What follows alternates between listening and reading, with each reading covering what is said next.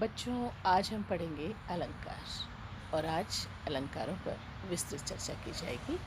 तो आइए देखते हैं अलंकार। अलंकार क्या है। अलंकार का शाब्दिक अर्थ है गहना या आभूषण। जिस तरह स्त्रियां अपने सौंदर्य को बढ़ाने के लिए विभिन्न प्रकार के आभूषणों का प्रयोग करती हैं और आभूषण के द्वारा उनकी सुंदरता जो है वो और बढ़ जाती है, तो उसी प्रकार कवि भी भाषा को सुंदर बनाने के लिए अलंकारों का प्रयोग करते हैं। तो अब जब हम परिभाषा की बात करते हैं तो अलंकार की परिभाषा जो है वो यूँ निकल कर आती है कि काव्य की शोभा बढ़ाने वाले शब्दों को अलंकार कहते हैं। और अलंकार जो है वो दो प्रकार के होते हैं, शब्दालंकार और अर्थालंकार। तो शब्दालंकार जो है, जैसा कि हमें नाम से ही ज्ञात हो रहा है कि शब्दों के प्रयोग से जो है जब सौंदर्य काव्य में उत्पन्न होता है तो वहाँ शब्दालंकार होता है, और जब काव्य में अर्थ के कारण सौंदर्य उत्पन्न होता है तो वहाँ पर अर्थालंकार होता है। तो अब शब्दालंकार जो है उसके भी मुख्यतः तीन भेद हैं, अनुप्रास अलंकार, यमक अलंकार और श्लेष अलंकार। और इसी तरह अर्थालंकार के भी भेद हैं, उपमा अलंकार, रूपक अलंकार है, अतिशयोक्ति अलंकार है, उत्प्रेक्षा अलंकार है, पुनरुक्ति अलंकार है, मानवीकरण अलंकार है और अन्योक्ति अलंकार है। तो अब हम सबसे पहले अनुप्रास अलंकार को समझ लेते हैं कि अनुप्रास अलंकार क्या है। जहाँ पर एक वर्ण जो है वो बार बार आता है और उस वर्ण के कारण जो है वो चमत्कार उत्पन्न होता है, तो वहाँ पर अनुप्रास अलंकार होता है। अब जैसे हम उदाहरण देख लेते हैं कि तरनी तनुजा तक तमाल तरुवर बहु आए। अब यहाँ पर आप देख रहे हैं कि त वर्ण की जो आवृत्ति है, यानी कि त वर्ण जो है वो एक से अधिक बार आया है और उससे जो सुंदरता इस पंक्ति में आई है वो अनुप्रास अलंकार है। और अनुप्रास अलंकार को समझने के लिए अब हम और भी उदाहरण देख लेते हैं, जैसे कल कानन कुंडल मोर पखा, कि क की आवृत्ति है, यहाँ पर क वर्ण आवृत्ति हुई है, बार बार क वर्ण आया है। और मैया मोरी मैं नहीं माखन खायो, यहाँ पर म वर्ण की आवृत्ति है, तो यहाँ पर अनुप्रास अलंकार है। कालंदी कूल कदम की डारन, यहाँ पर क वर्ण की आवृत्ति है। कन्हैया किसको कहेगा तू मैया, यहाँ भी क वर्ण की आवृत्ति के कारण अनुप्रास अलंकार है। विमल वाणी ने वीणा ली, व वर्ण आया है। रघुपति राघव राजा राम, तो यहाँ पर र वर्ण की आवृत्ति के कारण अनुप्रास अलंकार है। और इस तरह अनुप्रास अलंकार आप समझ गए होंगे। और अब हम शब्दालंकार का ही दूसरा भेद देखते हैं, यमक अलंकार। यमक अलंकार जब काव्य में एक ही शब्द दो बार या दो से अधिक बार भी आ सकता है और दोनों बार जो है वो उसके अर्थ अलग अलग हो, तो वहाँ यमक अलंकार होता है। जैसे कनक कनकते 100 गुनी मादकता अधिकाए, या खाए बौराए नर व पाए बौराए। अब इस दोहे की जो प्रथम पंक्ति है उसमें कनक शब्द दो बार आया है, परंतु दोनों बार जो अर्थ हैं वो अलग अलग है। जैसे कनक का अर्थ है धतूरा और दूसरी कनक का अर्थ है सोना। तो इस तरह जो है यहाँ पर यमक अलंकार हुआ। अब इसके हम और उदाहरण आपको बता देते हैं, जैसे काली घटा का घमंड घटा। अब यहाँ पर आप देख सकते हैं कि घटा शब्द जो है वो दो बार आया है, लेकिन दोनों के जो अर्थ हैं वो अलग अलग हैं। जैसे एक घटा का अर्थ है बादल और दूसरी घटा का अर्थ है कम होना। अब 3 बेर खाती थी वह 3 बेर खाती थी। अब यहाँ पर बेर शब्द जो है आप देख सकते हैं दो बार आया और दोनों बार जो अर्थ हैं वो अलग हैं। जैसे एक बेर का अर्थ है स्वादिष्ट फल और दूसरे बेर का अर्थ है समय। और कनक कनकते 100 गुनी को अभी हमने स्पष्ट किया था। और इसी तरह आप देखते हैं लाल चेहरा नहीं तो लाल किसके।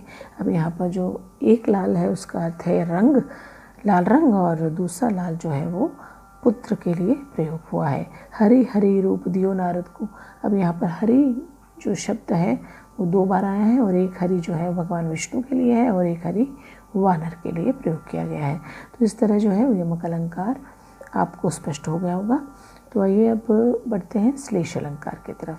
तो श्लेष अलंकार जो है, जब काव्य में कोई एक शब्द एक बार ही आता है परंतु उसके एक से अधिक अर्थ होते हैं, वहाँ श्लेष अलंकार होते हैं। अब अगर मैं आपको बात करूँ श्लेष की, तो श्लेष का जो शाब्दिक अर्थ है वो है चिपकना। तो यहाँ हम ये कह सकते हैं कि एक शब्द के साथ जो है वो अनेक अर्थ चिपके रहते हैं, तो वहाँ पर श्लेष अलंकार होता है। अब इसका उदाहरण देखते हैं, जैसे रहीमन पानी राखिए, बिन पानी सब सून, पानी गए न उभरे, मोती मानुष चून। तो इस काव्य में जो पानी है, इसकी दूसरी पंक्ति में जो है वो श्लेष अलंकार है। तो पानी शब्द जो है उसके साथ 3 अर्थ हैं और 3 अर्थ जो हैं वो पानी के हैं। इसमें मोती के संदर्भ में जो है वो है चमक के रूप में आया है, और मानुष यानी मनुष्य के संदर्भ में जो आया है वो मनुष्य के सम्मान के संदर्भ में आया है, और जो सामान्य जल के रूप में आया है यानी कि चूने का जो है वो सामान्य जल के रूप में पानी का अर्थ आया है।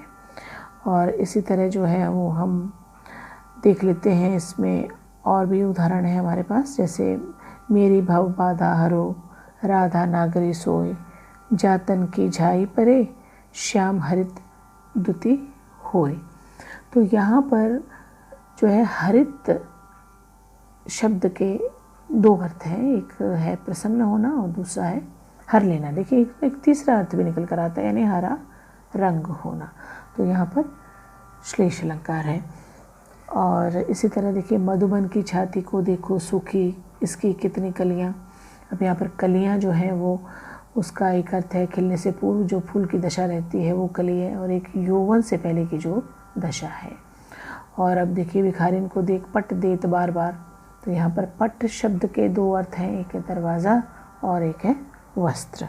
तो इस तरह से जो है ये हमारा यहाँ पर श्लेष अलंकार का उदाहरण हमने देखे और स्पष्ट हो गया होगा आपको श्लेष अलंकार। तो अब हम पढ़ते हैं अर्थालंकार की ओर। तो अर्थालंकार में सबसे पहले आता है उपमा अलंकार।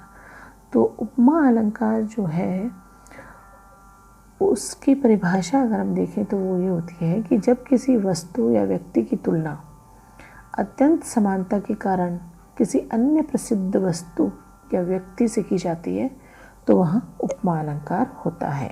अब जैसे उदाहरण हम देखते हैं कि पीपल पात सरिस मन डोला।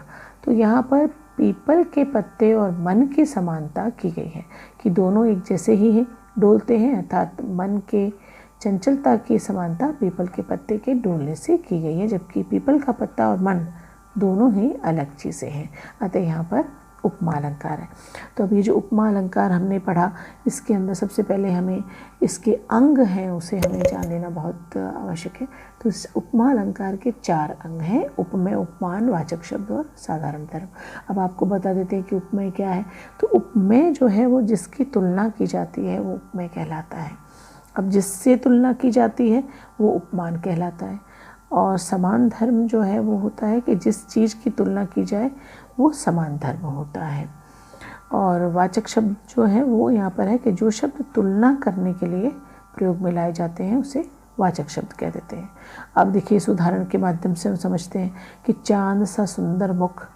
अब यहाँ पर जो मुख है वो उपमेय है और जो चांद है वो उपमान है, यानी जिससे तुलना की जा रही है। अब दोनों का जो साधारण धर्म है वो है सुंदर, और इसमें जो सा शब्द आया है वो है वाचक शब्द।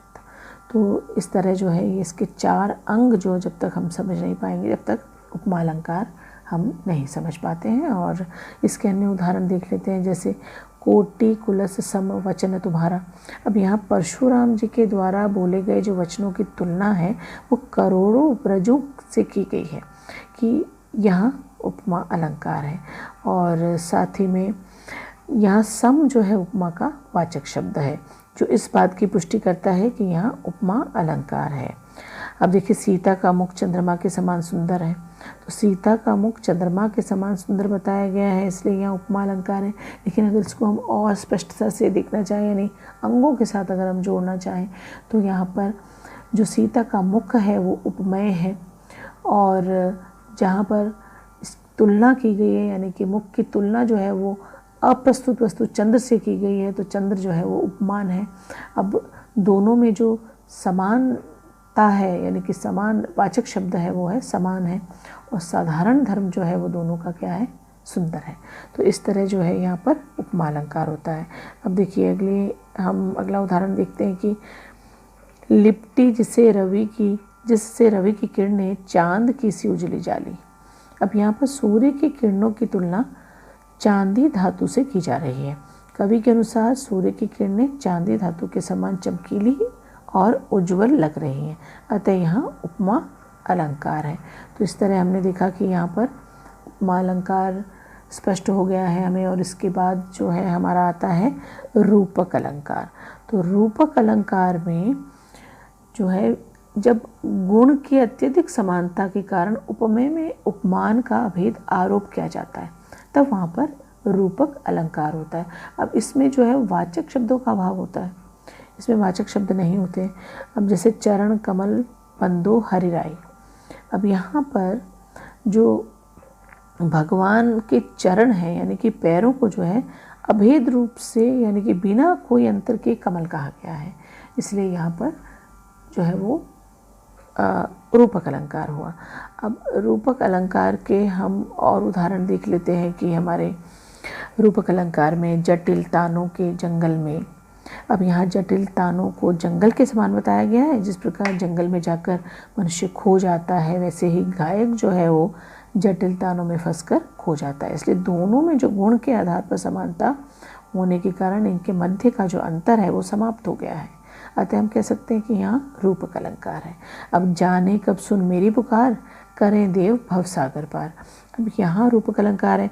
इसका कारण ये है कि जो भव का अर्थ होता है वो जन्म लेता हुआ या सांसारिक जीवन है। अब जिस प्रकार सागर का क्षेत्र जो है वो बहुत विशाल होता है, उसकी गहराई जो है वो अथाह होती है, वैसे ही जो सांसारिक जीवन होता है, यहाँ गुण की बहुत अधिक समानता के कारण मान लिया गया है कि संसार जो है वो सागर के समान है।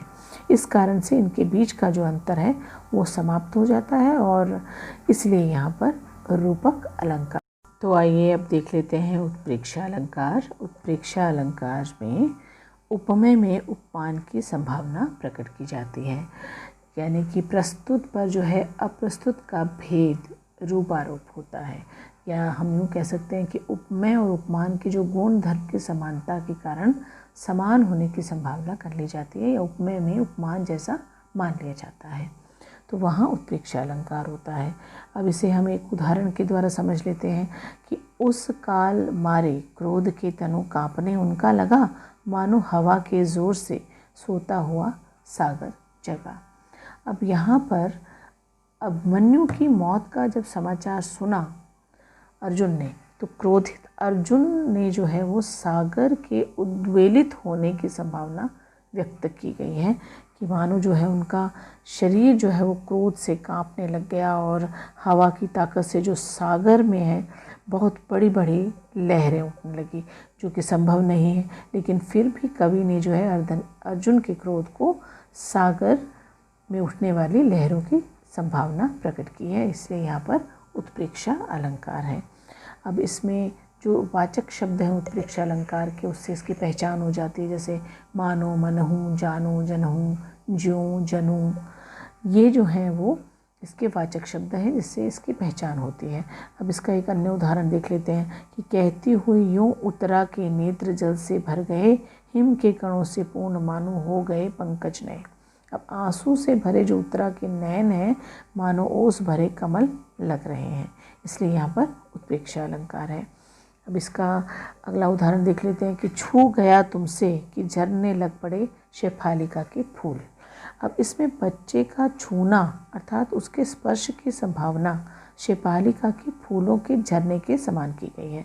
अब सोहत ओढ़े पीतपट श्याम सलोने गात, मनहु नील मणि सैल पर आतप पर्यो प्रभात। अब इसमें श्री कृष्ण के श्याम वर्ण शरीर की कल्पना नीलमणि पर्वत के समान की गई है। अब ऐसे ही उनके जो पीले वस्त्रों की कल्पना है वो सुबह की धूप के समान से की गई है कि कवि कहता है कि सांवले शरीर पर जो पीले वस्त्र हैं ऐसे सुंदर लग रहे हैं जैसे मानो सुबह की पीली धूप जो है नीलमणि पर्वत पर पड़ रही हो। तो यहाँ पर उत्प्रेक्षा अलंकार हुआ। अब देखिए, कहती हुई यूँ उत्तरा के नेत्र जल से भर गए, ये हमने अभी इसका एग्जाम्पल ऊपर से आपको भी बताया है।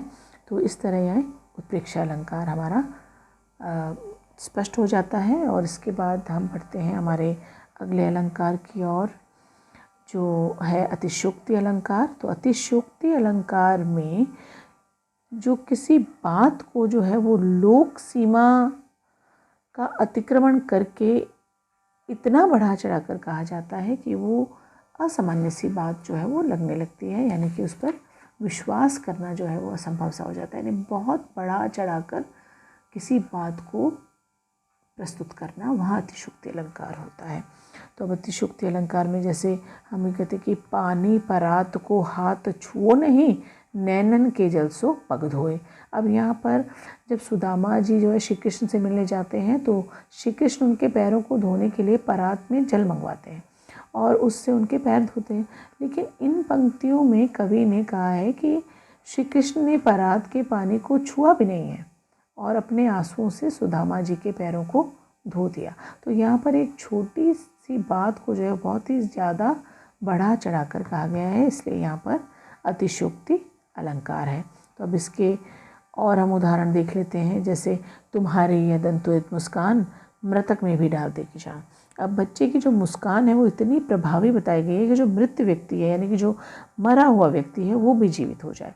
तो कवि ने इतनी बढ़ा चढ़ाकर प्रशंसा की है कि वह लोक सीमा की हद को पार कर गई है, इसलिए यहाँ पर अतिशयोक्ति अलंकार है। अब हनुमान की पूँछ में लग न पाई आग, लंका सारे जल गई, गए निशाचर भाग। अब हनुमान की पूँछ में आग लगने से पहले ही है जो लंका जल गई है और सारे निशाचर यानी कि जो राक्षस हैं वो भाग गए हैं। तो इस तरह यहाँ पर जो है वो अतिशयोक्ति अलंकार हो जाता है ना। अब इसके बाद है छुवत टूट रघुपति न दोष। अब यहाँ पर जो लक्ष्मण जी हैं वो कह रहे हैं कि राम के तो स्पर्श करते ही धनुष टूट गया, जो कि संभव ही नहीं है। अब स्पर्श मात्र से ही धनुष का टूट जाना जो है वो लोक सीमा से परे है, इसलिए यहाँ पर अतिशयोक्ति अलंकार है। अब हम देखते हैं मानवीकरण अलंकार। अब मानवीकरण अलंकार में जड़ पदार्थों पर जो मानवीय भावनाओं का आरोप होता है वहाँ पर मानवीकरण अलंकार होता है। यानी हम कह सकते हैं कि जड़ वस्तु या प्रकृति को जीवंत मानव की तरह कार्य करते हुए दिखाया जाता है, इसलिए वहाँ पर मानवीकरण अलंकार होता है। अब इसका उदाहरण देखते हैं कविता के माध्यम से, जैसे गाकर गीत विरह के तटिनी वेगवती बहती जाती है, दिल हल्का कर लेने को उपलों से कुछ कहती जाती है। तट पर एक गुलाब सोचता, देते स्वर यदि मुझे विदाता, अपने पतझर के सपनों का मैं भी जग को गीत सुनाता। अब देखिए यहाँ पर जो नदी है और गुलाब है वो मनुष्य के समान व्यवहार कर रहे हैं। अब जैसे वो जो नदी है वो दिल हल्का करने की बात कर रही है, तो दिल हल्का जो है मनुष्य करता है। अब गुलाब जो है वो एक फूल है लेकिन उसे सोचता हुआ दिखाया गया है, और वो सपने लेता हुआ दिखाया गया है, और वो ऐसा सोच रहा है कि अगर विधाता जो है अगर उसे स्वर देता तो वो जो है वो अपने सपनों के गीत जो है वो उन्हें सुनाता। तो इस तरह जो है वो मानवीय क्रियाएं करते हुए इन्हें दिखाया गया है, इसलिए यहाँ पर मानवीकरण अलंकार है। अब इसके बाद हम अगला अलंकार देखते हैं पुनरुक्ति अलंकार। अब जब एक ही शब्द एक से अधिक बार आए और प्रत्येक बार उसके अर्थ जो है वो समान हो, वह पुनरुक्ति अलंकार होता है। अब जैसे पुनः पुनः कहत कौन है माता, कौन है तेरी तात। अब यहाँ जो पुनः शब्द का प्रयोग है वो 2 बार हुआ है, और दोनों ही बार पुनः का अर्थ क्या है, फिर से, दोनों का ही अर्थ फिर से, और यहाँ पुनरुक्ति अलंकार है। अब इसके और हम उदाहरण देखते हैं, उनसे आपको और स्पष्ट हो जाएगा कि प्रभु जी तुम चंदन हम पानी, जाकी अंग अंग बास समानी। अब इस काव्यांश में क्या है, अंग 2 बार आया है, उसकी आवृत्ति हुई है अंग की, तो यहाँ पर पुनरुक्ति प्रकाश अलंकार है। अब इस नए बसते इलाके में जहाँ रोज़ बन रहे हैं नए नए मकान, मैं अक्सर रास्ता भूल जाता हूँ। अब ऊपर दिए काव्यांश में क्या है कि आप देख रहे हो कि नए शब्द की 2 बार जो है आवृत्ति हुई, यानी 2 बार आया है, इसलिए यहाँ पर पुनरुक्ति प्रकाश अलंकार है। तो इस तरह बच्चों आज आपको अलंकार जो है मैं आशा करती हूँ समझ आ गए होंगे।